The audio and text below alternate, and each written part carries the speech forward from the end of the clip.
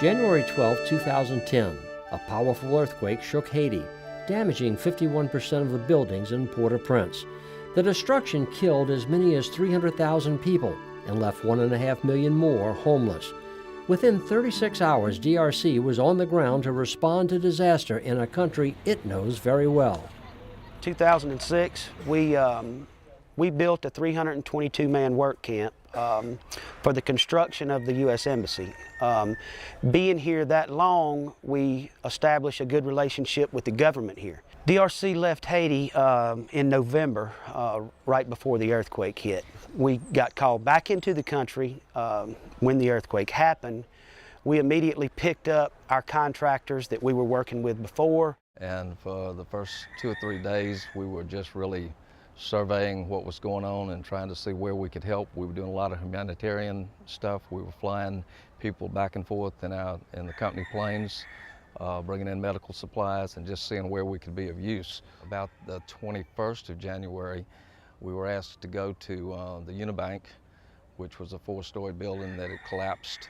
There were no living people inside, so next 2.5 days we removed 11 bodies out of the Unibank, got all the victims out of the bank, got them back to their families. The 27th of January, we were given a contract to go to the Hotel Montana. We removed 66 bodies, 16 of which were Americans. We worked with the French and the Canadians, the Germans, the United States Army, Navy, and Air Force, the Corps of Engineers. We had like 600 workers that worked on that site, and we had numerous pieces of equipment, dump trucks, recovery equipment, and it was just a joint effort of a lot of people to make it successful. Just 11 days after the earthquake, DRC Haiti SA moved into this Port-au-Prince office, teaming up with V&F Construction, one of Haiti's most prominent road and civil contractors. The DRC V&F Consortium cleared rubble from the streets of Port-au-Prince in the month of April, working together for a U.S. agency. DRC hired hundreds of locals to pick up debris and to protect all of the people in the streets. The streets are very confined. You're using smaller equipment. It's a lot of hand labor, which we typically don't have in the States. And you have a lot of people out here just to manage the people of the local areas. You have different markets and vendors on the streets, plus all the people. A lot of people don't own cars here, so a lot of foot traffic. So there's a lot of people just to manage that. DRC and the consortium made the Haiti National Landfill workable to receive the rubble. When we first got to the landfill, it was, just stuff was dumped everywhere. It was muddy. You couldn't get trucks in there.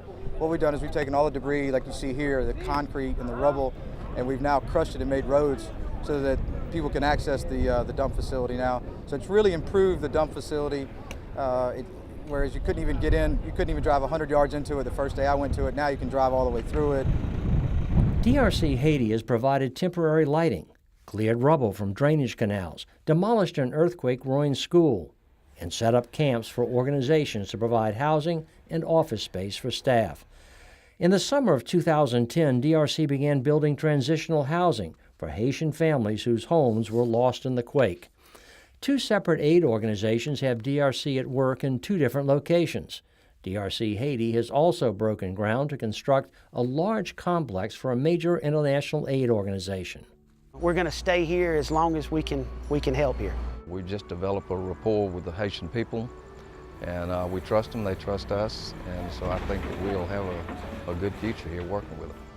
We were here first. We've gotten the job done. We've got the most experience in this kind of work. The only thing I can really think of to say about what's happened in Haiti is that it can happen anytime, anywhere. In 33 seconds, you can look around this city and see what happened. 300,000 people dead, and in 33 seconds, this is what can happen. And you need companies like DRC to be able to respond to stuff like that.